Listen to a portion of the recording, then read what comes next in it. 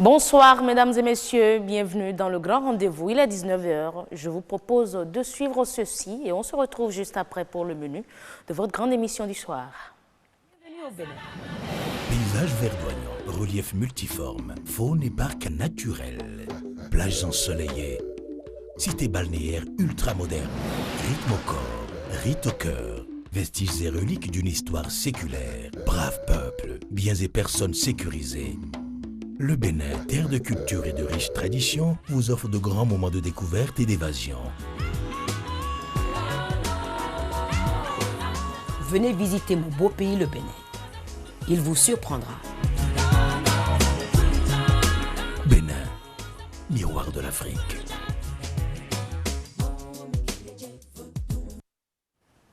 Et voilà, on se retrouve pour le menu de votre grande émission du soir. Et il faut retenir déjà que dans Nature et Bien-être, on va recevoir Martin Sokmon, médecin hépato-gastro-entérologue, pour parler de l'élimination de l'hépatite. Un appel mondial d'investissement est lancé à travers la journée mondiale de l'hépatite célébrée ce dimanche. Autant savoir s'intéresse au leadership féminin assuré par la femme africaine.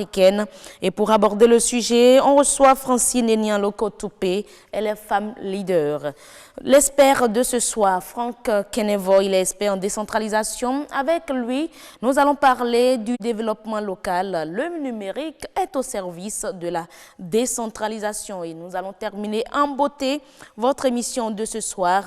Et pour ce faire, nous parlons des vergetures. Comment s'en débarrasser ou carrément comment les atténuer. Ce sera avec Clémence Baguidi, il est esthéticien. Il sera reçu par Fulgencia Runtondi. Voilà donc le menu de la grande émission du soir sur Bénin Business 24 pour le compte de ce mardi 30 juillet 2019. Le journal est également prévu, le journal est au rendez-vous et ce sera avec Estelle Pazou. Comme hier, Estelle, bonsoir. Bonsoir à vous, heureuse d'annoncer. Merci d'être au grand rendez-vous. Le menu du 1945, on retient quoi? Mesdames, Messieurs, bonsoir. Depuis maintenant 3 ans, le secteur de l'énergie connaît des avancées notables. Il est vrai, l'électricité n'est pas encore totalement disponible, mais les coupures ont baissé. La rédaction continue sa série de reportages dans le cadre des 59 ans d'indépendance du Bénin et vous propose un reportage sur le sujet. Dessiner n'est pas seulement faire des graffitis. Le dessin a également une dimension artistique et peut même contribuer à redorer l'image culturelle du Bénin. Constantin Adaya est dessinateur, il nous donnera plus de détails. Et puis la beauté intellectuelle a été célébrée à l'occasion du concours régional Miss Littérature 2019. La couronne est revenue à Soro Yele Aïcha. Les grands moments de l'événement, c'est à suivre à 19h45. D'accord Estelle, à 19h45 donc, on vous retrouve pour développer tous ces sujets. À tout à l'heure. À tout à l'heure, heureuse d'annoncer. Mesdames et messieurs, on reste avec vous. On installe le tout premier plateau Nature et Bien-être.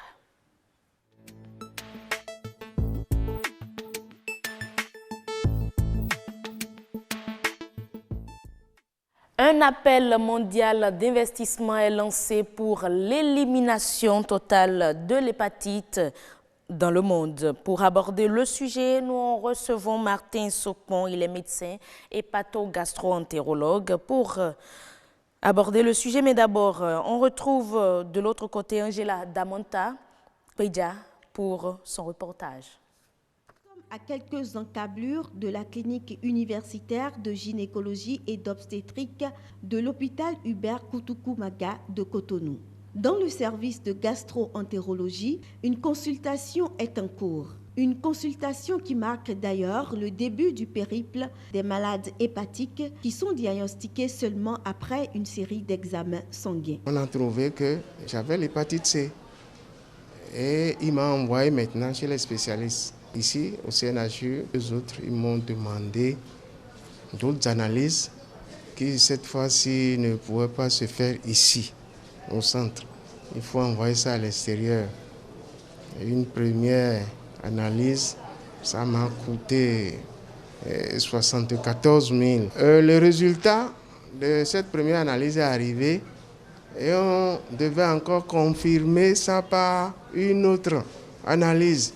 Cette fois-ci, Ça m'a coûté 210 000. Selon une étude effectuée chez les donneurs de sang en 2013 au Bénin, 1 400 000 Béninois souffrent invariablement de l'hépatite B ou de l'hépatite C. L'hépatite B touche environ 10% de la population béninoise, soit environ 1 million de Béninois. L'hépatite C, quant à elle, concerne environ 4% de la population béninoise, ce qui fait 400 000 personnes, soit au total 1 400 000 personnes atteintes des hépatites virales B et C au Bénin. Je ne parle pas trop des hépatites A et E qui, elles, ne constituent pas véritablement de problèmes de santé publique et donc ne sont pas préoccupantes chez nous. Les plus importants, c'est les hépatites B et C. Mais si un traitement efficace existe pour l'hépatite C, les malades de l'hépatite B après diagnostic ne sont pas traités systématiquement. Ce qu'on traite, le traitement est disponible et coûte environ 6 000 francs le mois, mais c'est un traitement pratiquement, on va dire, pour une durée indéterminée, un peu comme on prend le traitement pour le VIH, mais c'est un seul comprimé par jour. Et ça revient à 6 000 francs le mois pour une durée indéterminée. Sous le traitement, on suit les malades, on refait de temps en temps des charges virales pour voir si ça reste indétectable. Mais ce traitement contrôle la maladie, empêche ou réduit franchement le risque d'évolution vers les complications que sont la cirrhose et le cancer du foie. Le traitement de l'hépatite C, quant à lui, reste onéreux, environ 1 200 000 francs CFA pour 3 mois de traitement. Une situation qui justifie le plus souvent l'évolution vers des complications mortelles. Quand j'ai commencé le traitement, je me suis vue soulagée. 1 mois après, la fatigue là est partie. Je mangeais. Avant, si tu manges, il faut que je m'efforce à rejeter la nuit avant de pouvoir me dormir. Donc j'ai commencé à bien manger. Donc j'ai pu terminer les 3 mois et là où je suis, maintenant je marche. Je marche bien. Je suis en forme. Les malades sont aussi sujets à la marginalisation ou à des licenciements abusifs, même si tout ceci est sévèrement puni par la loi. Yasmine Damanta, bonsoir. Bonsoir, Rose Danondé. Avec vous, on parle de l'élimination de l'hépatite au Bénin précisément. Oui, de l'élimination de l'hépatite au Bénin. Et pour en parler avec nous, nous avons le docteur Sopon.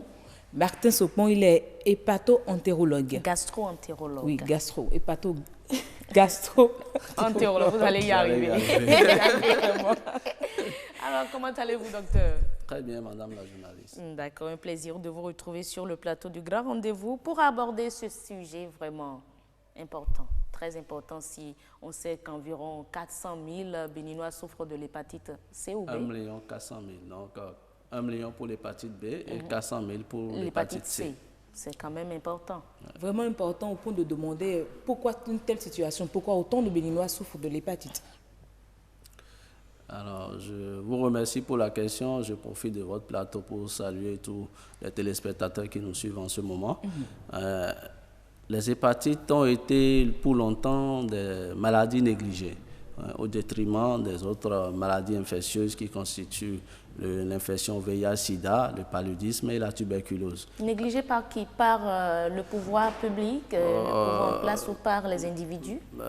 Négligé dans les deux sens, c'est-à-dire le pouvoir public et même les individus. Alors, le pouvoir public, parce qu'une étude réalisée par l'OMS, surtout chez nous, de 2000 à 2015, a montré que la courbe de mortalité des autres maladies endémiques, que ce soit pour le paludisme ou l'HIV ou bien pour la tuberculose, c'est en pleine régression, alors que la courbe de mortalité liée aux hépatites est en pleine ascension linéaire. Et c'est ça qui a veillé l'attention. Il faut dire qu'au plan mondial, 1,34 million de décès par an sont dus aux hépatites virales. Oui, sont dus aux hépatites virales. Alors, la population, simplement, ce n'est pas de leur faute parce que c'est des tueurs silencieux. Selon ces maladies, sur le plan clinique, il n'y a pas vraiment de symptômes. Donc les gens, ils sont porteurs, mais ils s'ignorent. Ils s'ignorent. Voilà. Mais ils s'ignorent, mais dans le monde déjà, l'OMS affirme qu'il y a 328 millions qui ont chaque année l'hépatite B et l'hépatite B et C. Mais comment, que faire alors pour réduire déjà cette... Bon, est-ce qu'on va dire cette invasion dans le monde? Parce que je me dis c'est une invasion de l'hépatite. Hein. Parce qu'autant de malades chaque année, comment on fait pour réduire ce taux de mortalité? Oui, effectivement, quand on prend les données de l'OMS de 2017, effectivement, 328 millions sont porteurs chroniques de ces virus de par le monde, dont 257 millions pour le virus de l'hépatite B et 111 millions pour le virus de l'hépatite C. Mais moi, je me pose toujours la question, pourquoi il y a... Le B et le C plus en... L'hépatite B est toujours en forte expansion que l'hépatite C. Oui, l'hépatite B, il faut dire que la répartition géographique de ces infections virales de par le monde est vraiment inégale. Ce n'est pas les mêmes taux de prévalence quand on voit la répartition géographique. Alors, si je dois faire un petit résumé de cette répartition, surtout par rapport à l'hépatite B, il faut dire que les zones de forte prévalence au plan mondial concernent l'Afrique. Et pas toute l'Afrique, surtout l'Afrique subsaharienne. L'Afrique subsaharienne, le Bénin fait bien partie de cette zone. Oui. Donc, c'est des zones où la prévalence dépasse les 8%. Et chez nous, la prévalence, selon une étude faite, et même pas en population générale, c'est fait uniquement chez les donneurs de sang, et qui montre qu'on a une prévalence de 9,9%. Vous voyez que c'est au-delà des 8%. Alors, il faut dire que les gens ont été infectés comment? La majorité de nos populations ont été contaminées dans la petite enfance. Oui, de façon verticale, c'est-à-dire que vous avez votre mère qui a le virus et qui vous le transmet pendant la naissance ou l'accouchement. Donc longtemps, on n'a pas su que le virus se transmettait de cette manière. Aujourd'hui, on a eu l'information et l'attitude qui consiste à dépister toutes les femmes qui vont en consultation prénatale à partir du 2e trimestre, donc, et les sages-femmes et les gynécologues sont sensibilisés par rapport à cela. Dépistage obligatoire dans le bilan prénatal des hépatites virales B et C chez les femmes. Et donc, à la naissance, quand vous êtes dépisté positif, dans les 12 premières heures de naissance, on vaccine votre bébé contre le virus de l'hépatite B. Ce qui fait que vous ne courez plus le risque d'être contaminé par ce virus. Vous êtes protégé. Alors que quand on regarde le virus C, le Bénin, bon, ce n'est pas moins bien reluisant, mais on n'a pas de fort taux de prévalence. Quand on regarde l'Afrique, c'est beaucoup plus l'Afrique du Nord qui est concernée par le virus de l'hépatite C, notamment l'Égypte, le Maroc, la Tunisie. C'est pour ça que chez nous, c'est autour de 4,12% la prévalence due à l'hépatite C. C'est déjà louable. Mais bon, il faut avoir peur, mais c'est déjà louable. Moi, je me dis... on a eu un peu l'information comment on arrive à avoir ce taux élevé au niveau de l'hépatite B, mais de l'hépatite C, c'est l'alimentation qui est la cause. Qu'est-ce qui est la cause? Vous voulez parler des modes de contamination. Bon, alors... vu que ça sévit le plus dans le Nord. On est plus rentré vif dans le sujet. Il faut dire que quand on dit hépatite virale, je tiens à définir quelques concepts. Quand on dit hépatite virale, au fait, c'est toute inflammation du foie due au virus qui n'affecte que le foie. C'est pour ça qu'on les qualifie d'hépatite virale. Il y a d'autres virus qui atteignent le foie, et atteignent d'autres virus. On ne va pas dire hépatite virale, on va dire hépatite A virus. C'est-à-dire ces virus, en dehors du foie, ils atteignent peut-être le rein ou le cœur. Autre. Mais le terme d'hépatite virale est réservé uniquement aux virus qui ont ce qu'on appelle un hépatotropisme dominant. Donc, ils ont une affinité que pour le foie. Donc, ils affectent que le foie. Et là, on en dénombre 5, de A à E. Ça a été dénommé de façon chronologique dans l'ordre de leur découverte par les lettres de l'alphabet français. C'est pour ça qu'on les dénomme A, B, C, D et E. C'est le B et le C qui font plus sur... Alors, parmi ces 5 virus, on se préoccupe de 2 principalement, la B et la C, plus ou moins le virus Delta, simplement parce que ces 2 virus ont la probabilité, la possibilité d'engendrer une infection chronique, c'est-à-dire que vous portez l'infection et le virus qui va durer au-delà de 6 mois. Quand vous faites une infection qui ne cède pas les 6 mois, c'est une infection aiguë. Alors que la B et la C, vous pouvez porter l'infection qui va durer au-delà de 6 mois et donc ça va vous exposer aux complications qui sont notamment la cirrhose et le cancer. Alors pour revenir au mode de contamination, il faut dire que la A et la E, ils partagent le même mode de contamination. C'est-à-dire que c'est orofécal, donc vous avez mangé de l'aliment contaminé, ou vous avez bu de la boisson, de l'eau ou de liquide qui est contaminé par ces virus. Vous allez faire vos besoins, vous ne prenez pas beaucoup de mesures d'hygiène et vous avez le virus et vous mangez là, vous allez être contaminé. Donc, renforcer les mesures d'hygiène. Je tiens à préciser que, comme l'a dit mon collègue dans le reportage, l'hépatite A et E n'est pas un problème de santé publique chez nous. Parce que concentrons-nous alors sur l'hépatite B et C. Autant que nous sommes sur ce plateau, on a été tous au contact du virus A, surtout dans notre enfance. Et quand on est au contact de ça, vous fabriquez les anticorps et vous êtes immunisé. Vous faites la guérison hépatite A aiguë et vous êtes immunisé. Vous fabriquez les anticorps. Donc, ce n'est plus la peine d'encourager la vaccination contre l'hépatite A. Maintenant, les autres virus, la B et le delta, il faut dire que le virus delta, vous ne faites pas d'infection au virus delta si vous n'êtes pas infecté par le virus B. Parce que le virus delta, D pour dire virus défectif, c'est un virus qui emprunte l'enveloppe du virus B pour pouvoir s'extérioriser. Donc, il ne sert à rien d'aller rechercher une infection au virus delta si la personne n'a pas au préalable une infection à l'hépatite B. Et donc, l'hépatite B et l'hépatite delta. Celui qui a fait peut-être l'hépatite B est prédisposé ou à faire le virus delta. Il faut rechercher effectivement dans les co-infections, il faut aller rechercher le delta, c'est ce sujet. Donc, les deux là partagent le même mode de contamination. Comme je l'ai dit en introduction, c'est beaucoup plus de façon parentérale, donc pendant la petite enfance, en période périnatale, de façon verticale de la mère à l'enfant, et puis après de façon horizontale avec les enfants vivant sous le même toit. Et après, il y a la voie sexuelle, il y a la sueur, la salive. Il faut dire que le virus de l'hépatite B se retrouve dans la plupart des liquides biologiques, notamment la salive, la sueur, les urines, le sang et les dérivés et les liquides biologiques sexuels. Mais je tiens... Voilà. La sueur, par exemple, c'est vrai que le temps qui nous reste là, tire à sa fin. Est-ce à dire que lorsqu'on prend les troncs communs, ceux qui sont dans les bus, qui sont en manche-couche, ou même sans manche, quand votre sueur touche le bon, c'est pas, on est contaminé. Non, effectivement, il faut qu'on précise les choses. C'est vrai que le virus se trouve dans ces liquides biologiques qu'on vient de citer, mais la contamination par ces voies est exceptionnelle. C'est exceptionnel. Si ce n'est pas la sueur, c'est beaucoup plus contact, des sujets contacts qui a des effractions cutanées. Si vous n'avez pas des effractions cutanées et la sueur se projette dedans, vous ne risquez pas. Il faut dire que si vous êtes contaminé à l'âge adulte par cette voie, là, vous avez 80% de chances de faire une hépatite aiguë qui va se guérir spontanément. La salive, c'est pareil. Si vous n'avez pas de lésions muqueuses, mucales, ce n'est pas la peine de courir le risque. Vous pouvez manger dans les mêmes assiettes, dans les mêmes plats avec celui qui a l'hépatite, dormir dans le même lit sans être infecté par ces voies-là. Oui, pour une dernière question heureuse, dites-nous, docteur, est-ce que réellement le thème gardé pour cette année, investir dans l'élimination de l'hépatite, est-ce que ce soit réel au Bénin? Est-ce que le Bénin va y arriver? Est-ce qu'on pourra réellement investir pour une élimination de l'hépatite au Bénin? Oui, effectivement, on pourra y arriver parce que là déjà... En quoi faisant concrètement? Oui, c'est déjà, je dis que tout le Béninois que nous sommes constitue un sujet à risque parce qu'on est dans une zone de forte prévalence. Donc, il faut encourager le dépistage.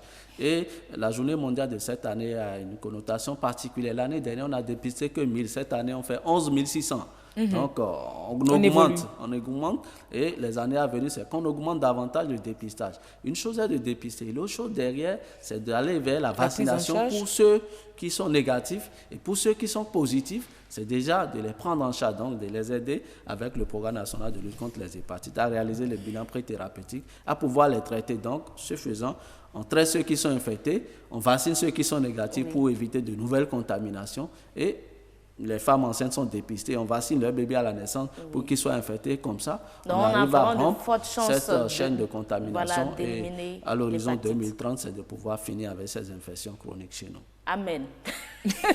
Amen. Yasmine, davantage, ce sera donc tout pour Nature et Bien-être de ce jour consacré à l'élimination de l'hépatite dans notre pays. Merci, docteur, d'être passé. Vous êtes hépato-gastro-entérologue, Martin Sopon. Yasmine Damanta, à demain pour d'autres informations. Même si je ne suis pas satisfaite. Je trouve qu'il y a encore d'informations. Ça c'est clair. Ici, le docteur est disponible. Pourquoi ne pas l'avoir sur le plateau demain? Essayez de voir avec lui pour la satisfaction des téléspectateurs.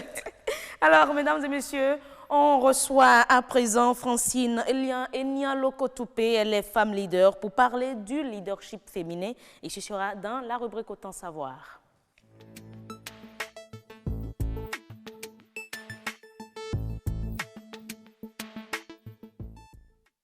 Femmes et leadership, précisément le leadership féminin qui est assuré aujourd'hui par des femmes leaders, des femmes africaines.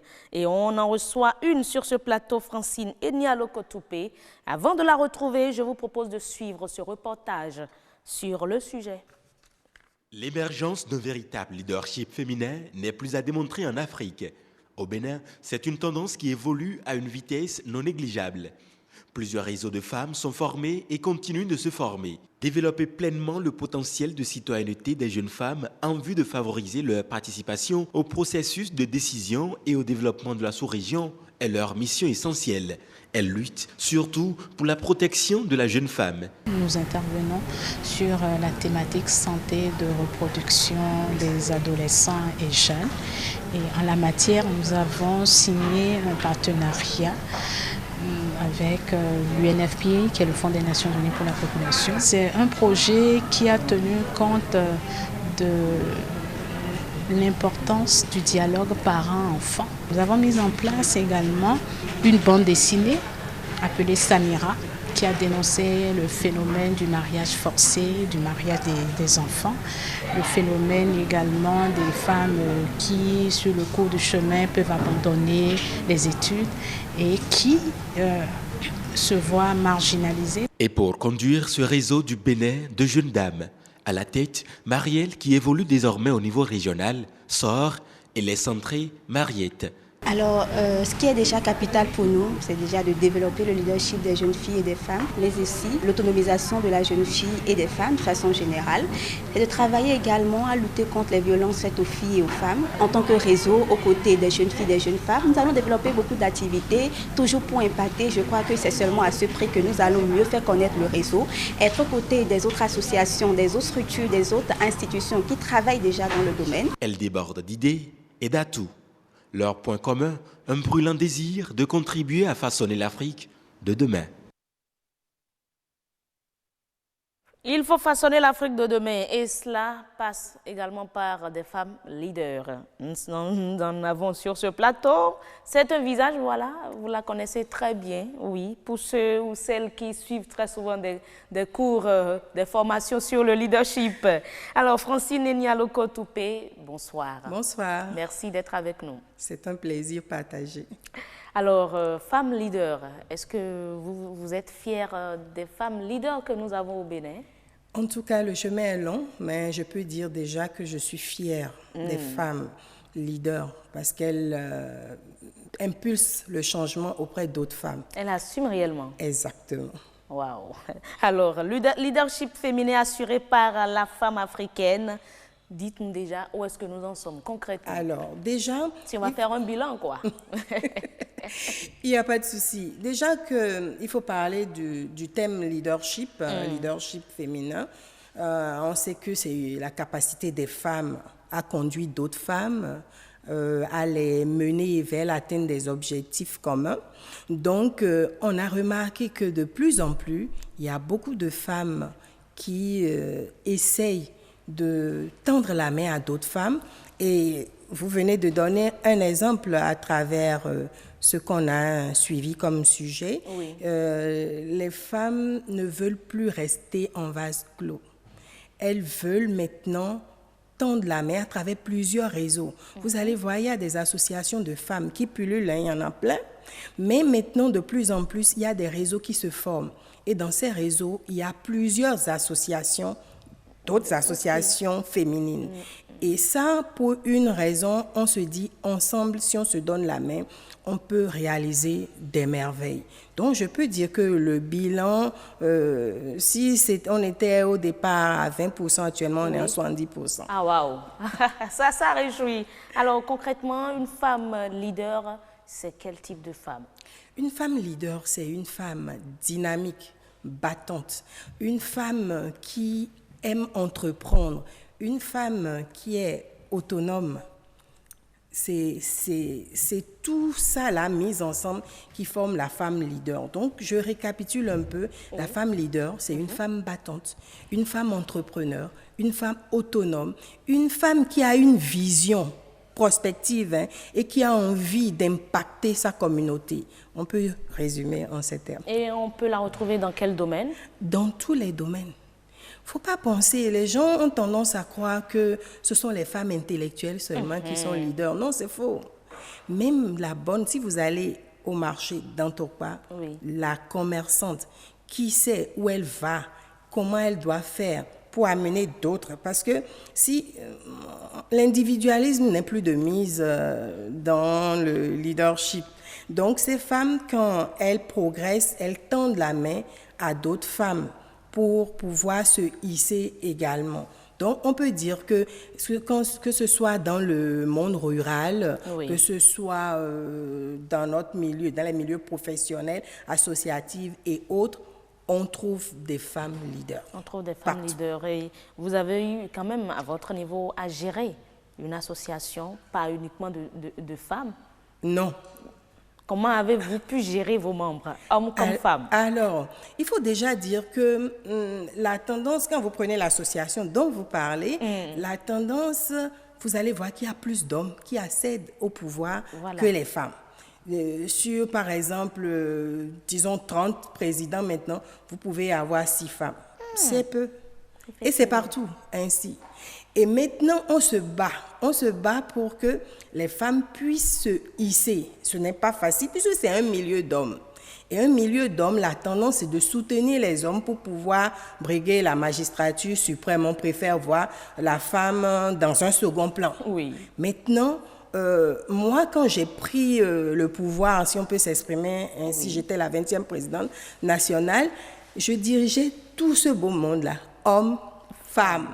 Et donc, mon ambition, c'était d'amener après moi une autre femme. Or, habituellement, quand la femme vient une fois, il faut attendre peut-être 5 à 6 ans avant qu'une autre femme vienne. Et ça s'est réalisé. Donc, juste après moi, la présidente nationale... Et comment? Alors, comme c'est un milieu d'hommes, on a appris aussi les stratégies, on a appris les tactiques, on a appris aussi l'art de la négociation. Donc, on a mis tous ces atouts dans la balance et on a réussi. Il y avait un homme qui avait voulu, mais on lui a dit, écoute mon gars, laisse la femme passer. Et donc, la femme est passée. Donc, après moi, il y a eu une femme. Mais après, ce n'est plus le cas. Mais on se bat pour que les femmes quand même prennent l'ascendance. Parce que rester confiné dans son monde en se disant, bon, nous, on soutient les hommes, il est temps qu'on passe devant quand même. Hein. Il est temps, effectivement. Le leadership passe par également l'autonomisation de la femme, vous l'aviez dit tantôt. Mais est-ce que c'est chose réelle dans notre pays? Ce n'est pas encore totalement réel. Parce que pour qu'une femme soit autonome, il faudrait que cette femme soit une femme entrepreneur, qu'elle puisse avoir un travail, un boulot, même si ce n'est pas s'asseoir dans un bureau, qu'elle puisse entreprendre quelque chose qui lui rapporte de l'argent et lui permette de s'épanouir. Parce que quand on parle de l'autonomisation, ça amène à l'indépendance financière. Et donc, quand tu es indépendante financièrement, tu es épanoui, tu n'es pas tenu de tendre la main à quelqu'un pour qu'on te donne l'argent de la tomate avant d'aller au marché. Maintenant, en dehors de ça, quand tu es épanoui, tu as envie d'adhérer à des associations. Donc, quand tu adhères à des associations, c'est que tu affines ton leadership parce que tu vas apprendre à travailler en équipe, tu vas apprendre à supporter les humeurs des autres, tu vas apprendre à travailler avec des gens qui ne sont même pas comme toi. Donc, autonomisation, entrepreneuriat, leadership, et pas association, on intègre une vie associative et puis on affine son leadership et on devient leader. Donc, intégrer une vie associative, ce n'est pas obligatoire, mais c'est nécessaire. C'est nécessaire. Je dirais même pas nécessaire, c'est capital. C'est pour ça que vous allez remarquer de plus en plus, nous allons donner des formations en développement personnel parce qu'il faut avouer, dans ces associations, surtout la nôtre, la JCI, bon, j'aime que vous n'aimez pas, mais on forme plus les membres au développement personnel, des formations que vous ne recevez nulle part. Travail en équipe, la gestion du temps, l'oratoire. Oh, vous savez que pour prendre la parole devant les gens, ce n'est pas facile. Donc, on commence déjà à disséminer ces virus-là auprès des jeunes en les poussant à adhérer à ces associations très tôt. Moi, je rêve. Vous voyez, par exemple, moi, je me suis arrêtée à la présidence nationale. Mais si j'avais compris et j'avais intégré très tôt une association, Moi, je rêve de devenir présidente mondiale. Il n'y a jamais eu de Béninois présidente C'est trop mondiale tard de cette maintenant, association. c'est trop tard. L'association, c'est de 18 à 40 ans.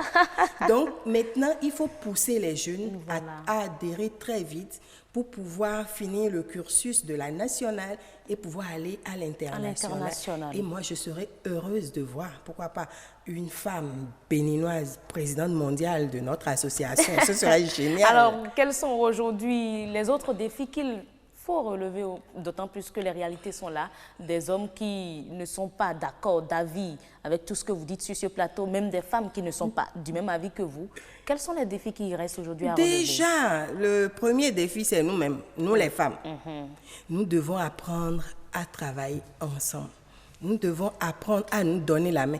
Imaginons par exemple, il y a une célébration, on peut s'associer entre organisations, plusieurs organisations, et le faire. Donc, en nous donnant déjà la main, nous constituons une coalition, un bloc. Et on peut aller en face négocier avec les hommes. Ah si vous voulez donner 2 personnes, nous on veut donner 3, pourquoi pas? Donc, il y a déjà ça, la prise de conscience que seul on ne peut rien, mais ensemble, on peut beaucoup. Et l'art de négocier. On doit apprendre ça. Les hommes, ils doivent aussi apprendre, supporter que je vous le dise, ils doivent apprendre à aussi s'effacer pour laisser les femmes progresser. Chers hommes, apprenez à vous effacer pour laisser les femmes progresser. Mais ça, il faut se battre, mesdames. Mais c'est ça, il ne faut pas rester. C'est pourquoi on se bat. Quand on trouve une opportunité, on vient, on en parle. Pour leur montrer que les hommes, attention, on vient.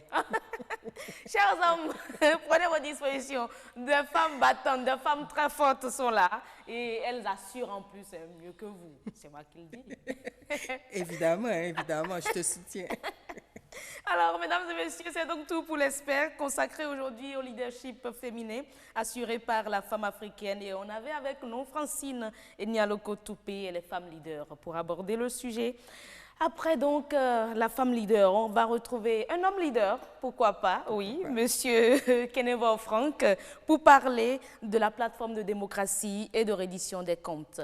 C'est l'ESPER.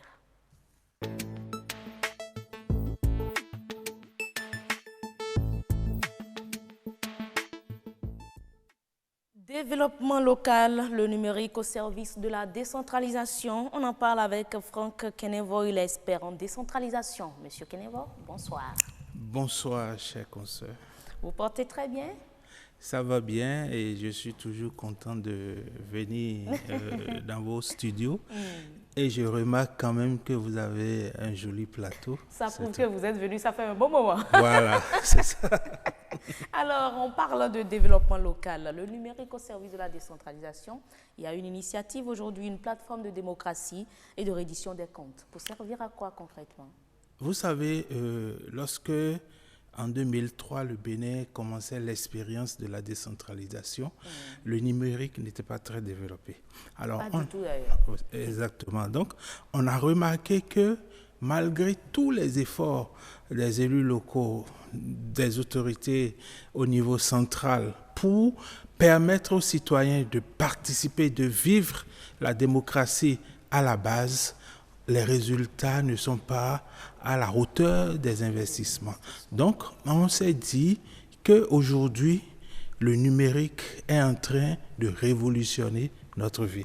C'est une révolution, le numérique. C'est-à-dire, de la manière dont on a eu la révolution agricole, la révolution industrielle un peu partout dans le monde, aujourd'hui, le numérique est en train d'impulser une révolution mondiale et donc tous les secteurs de la vie seront touchés. Donc, nous nous sommes dit qu'il est important de mettre le numérique au service de la ville. Si vous regardez un peu dans les lexiques au niveau international, on parle aujourd'hui de villes intelligentes, on parle de communes intelligentes et autres. Et donc, il y a une part, je vais vous donner un exemple. Si nous avions à Cotonou des feux tricolores intelligents, on n'aurait pas besoin de tous ces policiers pour réguler la circulation lorsque le trafic bascule d'un côté à un autre. Il suffisait seulement de mettre des capteurs qui vont signaler au feu intelligent que le trafic est en train de basculer d'une direction à une autre. Et donc, ça se réglerait. Donc, nous sommes dit qu'on peut facilement, aujourd'hui, si vous convoquez une réunion à la mairie, si vous demandez aux citoyens de venir, ils n'ont pas le temps d'aller à la mairie. Donc, il faut trouver un mécanisme pour apporter l'information dont ils ont besoin et qui sont indispensables pour leur participation à la vie de la commune. Il faut leur apporter l'information là où ils sont. Donc, ça, c'est les vertus de la démocratie numérique. Donc, ce que nous voulons faire avec l'ANCB, l'Association nationale des communes du Bénin, le ministère de la décentralisation et l'Union européenne, c'est que nous voulons mettre en place un site internet, une plateforme qui va permettre aux citoyens d'avoir toutes les informations liées à la gestion de la commune. Lorsqu'il y a un marché qui est passé, c'est sur le site. Lorsqu'il y a une délibération du conseil communal ou municipal selon les cas, c'est sur le site. Lorsque le maire voyage, c'est sur le site. Lorsque le budget est voté, c'est sur le site. Donc ils peuvent suivre toutes les informations, toute activité, tout ce qui se mène comme activité au niveau, la gestion de la mairie au jour le jour, sur le net. Sur le site. Mais on n'est pas resté à un site internet, on est allé à un deuxième niveau, c'est-à-dire une application, exactement comme Telegram ou WhatsApp, qui permet à tout citoyen qui va télécharger cette application d'avoir toutes ces informations qui sont sur le site, de vivre les séances du conseil communal. On va faire des extraits vidéo et audio qu'on va mettre sur l'application. Donc, vous êtes chez vous le soir, vous allez là-dessus, vous avez tout ce qui a été fait dans la commune, dans la journée. Vous sélectionnez, vous regardez et vous êtes au courant parce que quand on parle de démocratie locale, il y a un élément essentiel, c'est que les citoyens participent à la prise de décision.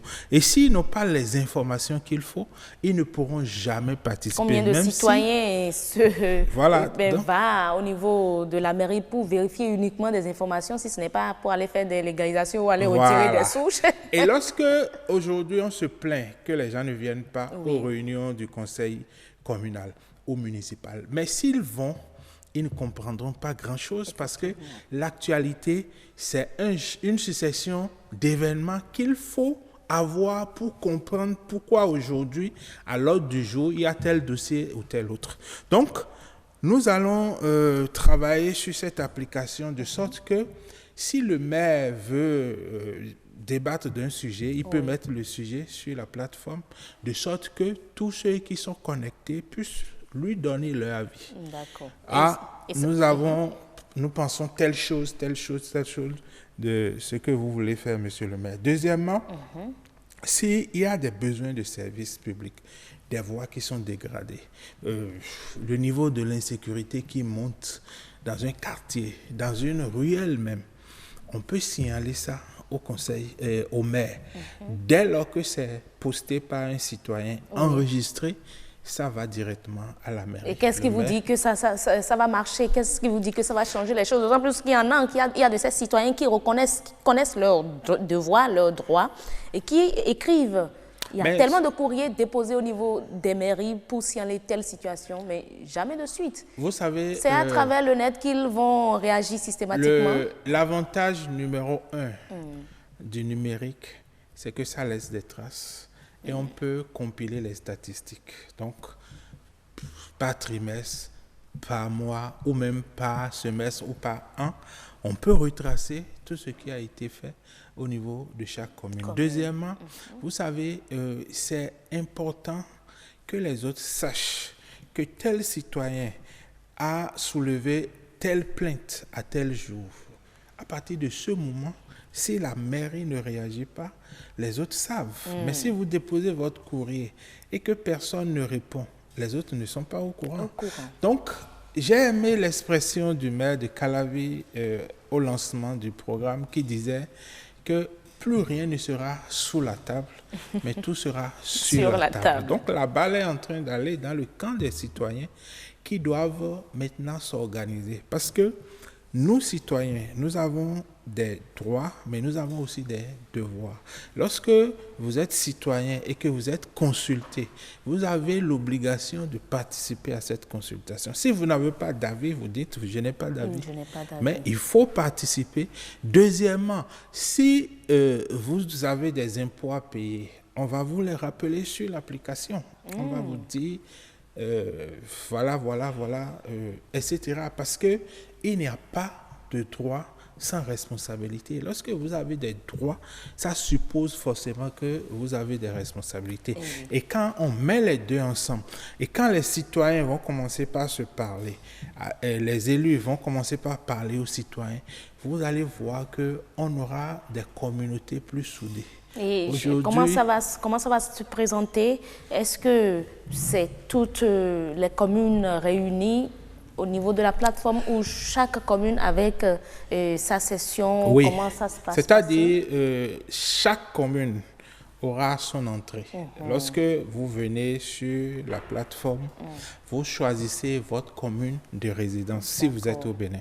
Mais si vous êtes à l'étranger, et là c'est un élément important, tous les citoyens d'une commune qui sont à l'étranger aujourd'hui sont plus ou moins coupés de cette commune. Mais avec cet outil que nous voulons mettre en place, ils vont participer. Ils vont participer. Comme si, c'est-à-dire la distance ne sera plus un problème. Effectivement. Et donc, vous choisissez votre commune.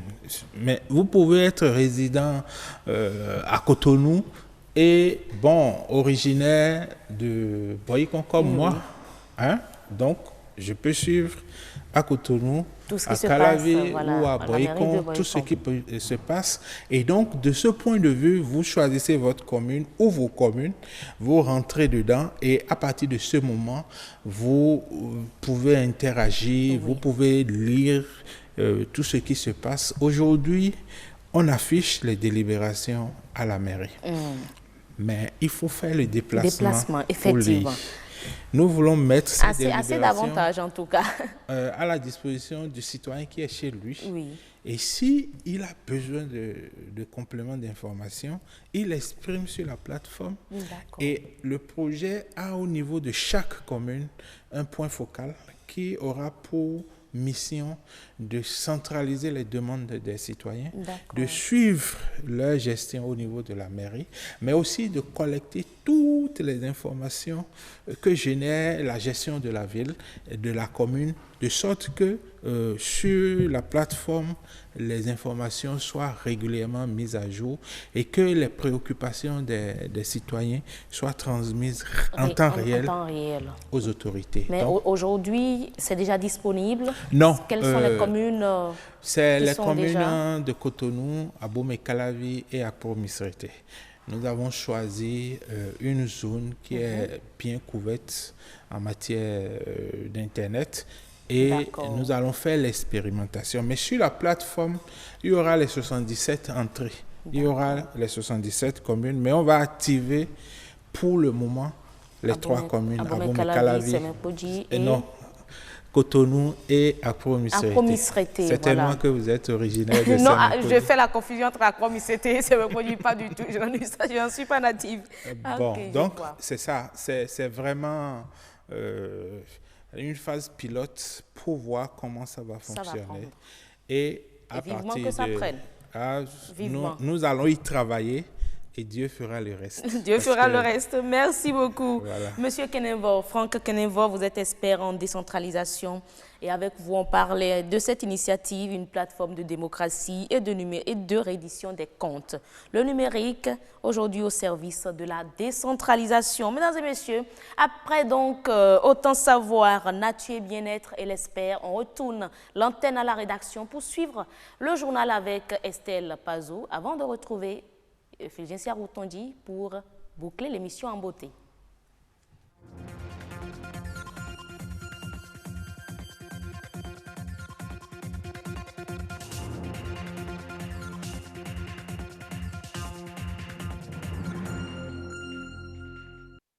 Bonsoir à tous et bienvenue dans cette édition du journal. Tout n'est pas encore rose dans le secteur de l'énergie, mais plusieurs efforts sont faits par le gouvernement pour rendre l'électricité disponible et accessible à tous les Béninois. Quelques consommateurs nous livrent leurs impressions. Le dessin existe dans sa forme la plus simple à la plus artistique. Il peut également contribuer à redorer l'image culturelle du Bénin. Constantin Adadia nous en parle.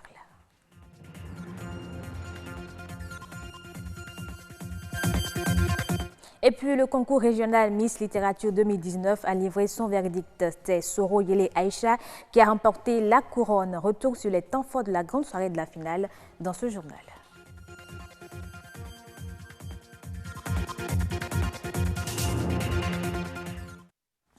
Plusieurs réformes sont opérées depuis 3 ans dans le secteur de l'énergie. 120 MW sont déjà disponibles et des centrales solaires sont prévues dans plusieurs régions pour rendre l'énergie accessible à tous. Une réalité qui tranche avec le délestage qu'a connu le Bénin pendant plusieurs années. Aujourd'hui, après bientôt 59 ans d'indépendance, même si l'électricité n'est pas totalement disponible, les coupures ont baissé. Samson Thiomon et Nadège Sané.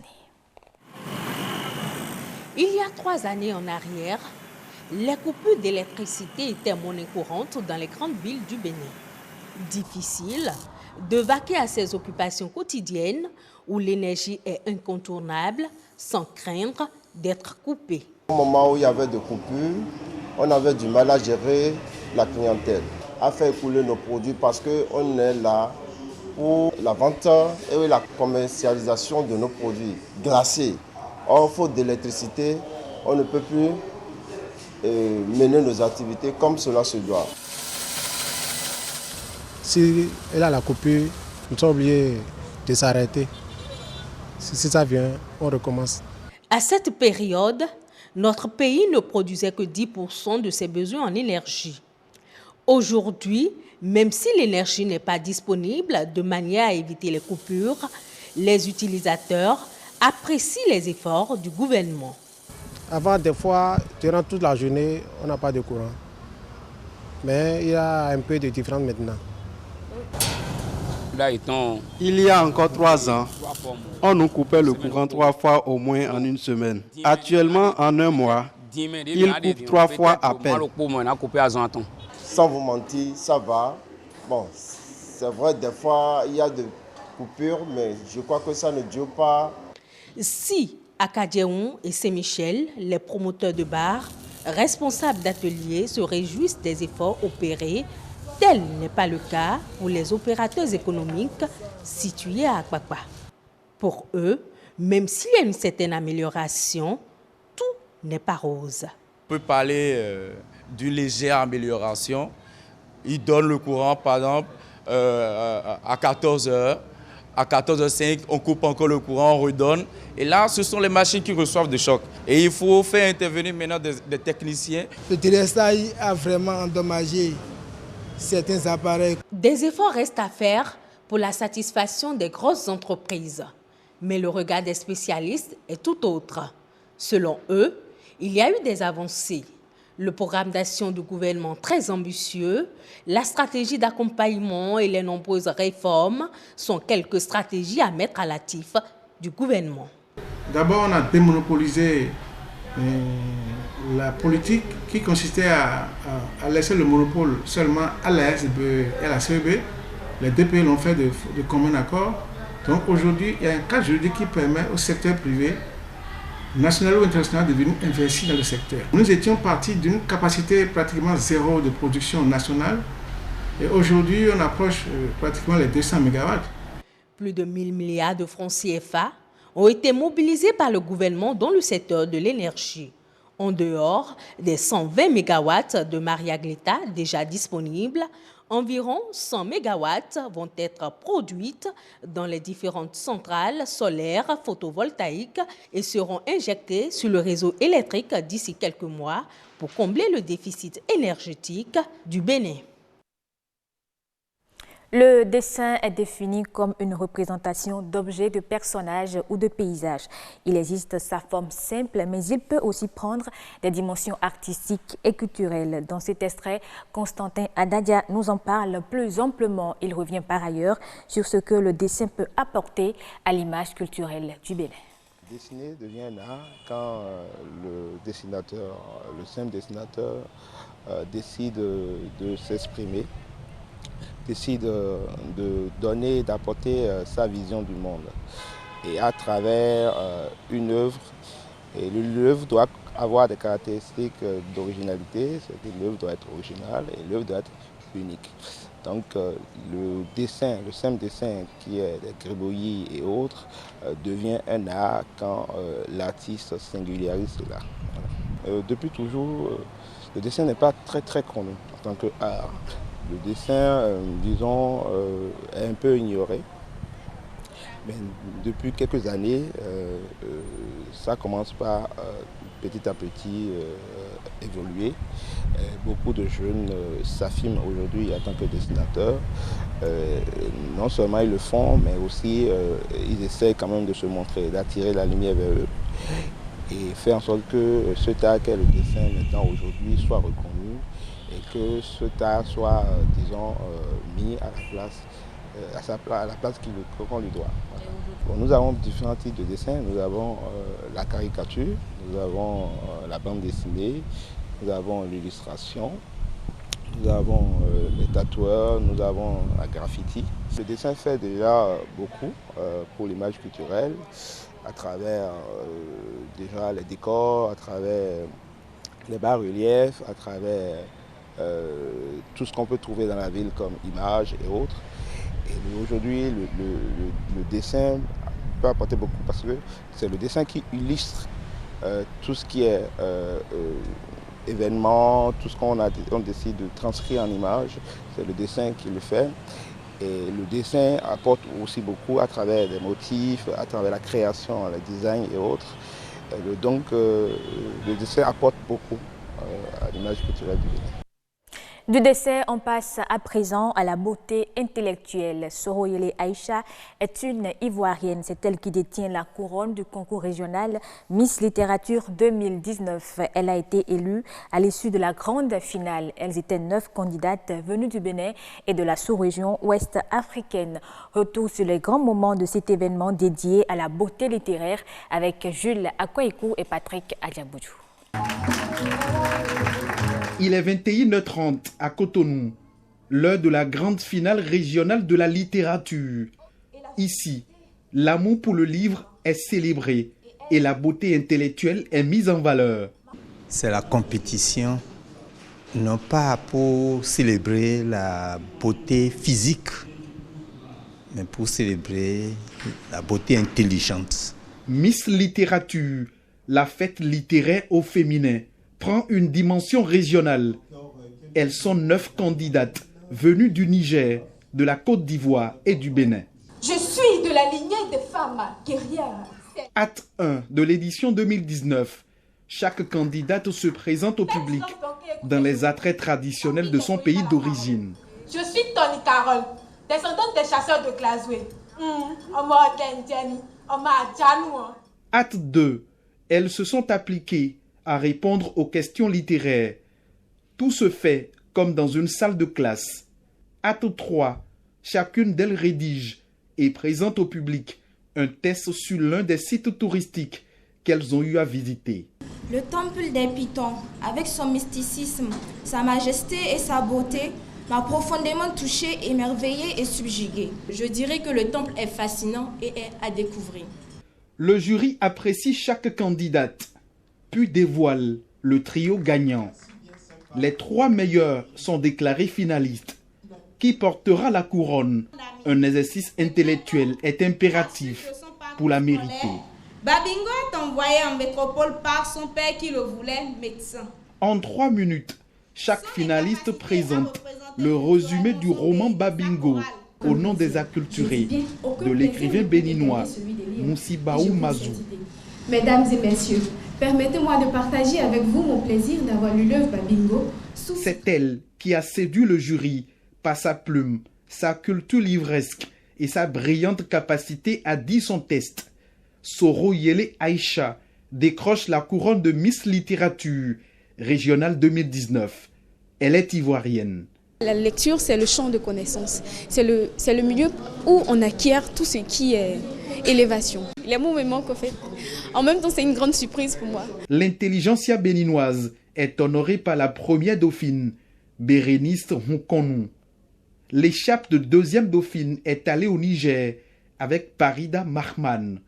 L'initiatrice de cette fête de l'intellect au féminin nourrit un rêve. Nous allons stabiliser les pays qui sont déjà là et puis nous aurons d'autres pays qui vont s'ajouter progressivement avec l'ambition de couvrir toute l'Afrique. Nous espérons en avoir les moyens. Une vision prospective qui permettra d'inoculer l'amour pour la lecture aux femmes, futures écrivaines encore tapies dans l'ombre.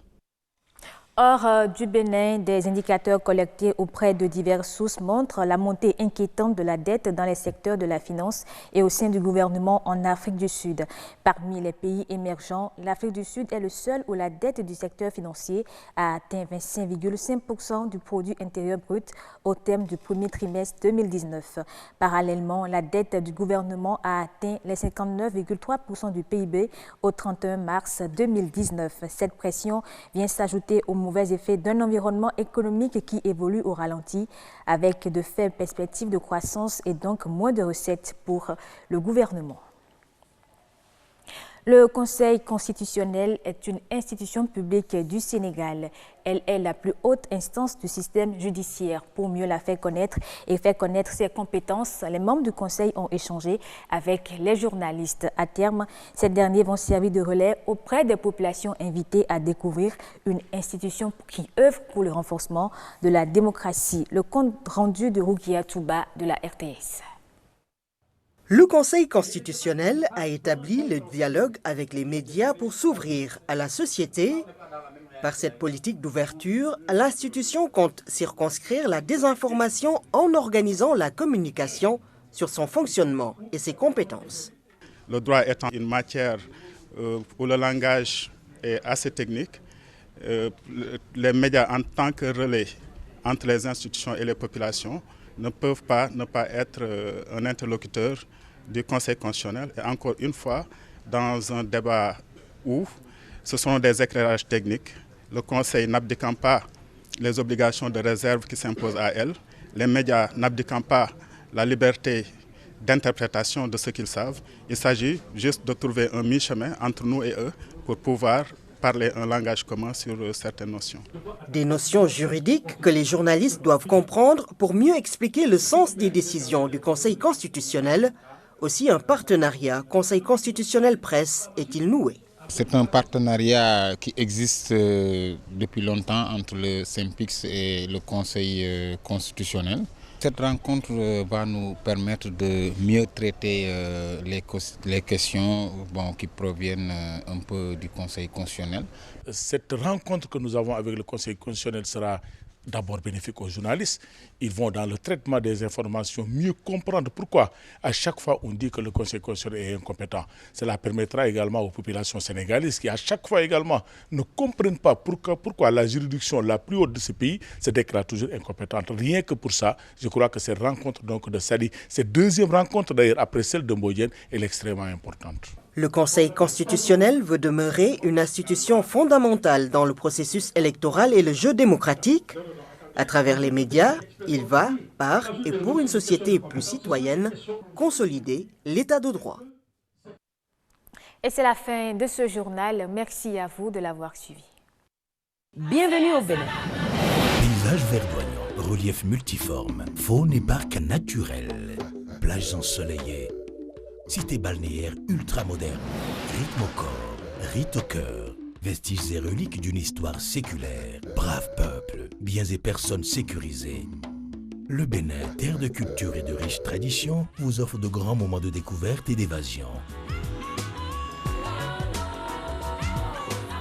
Venez visiter mon beau pays, le Bénin. Il vous surprendra. Bénin, miroir de l'Afrique.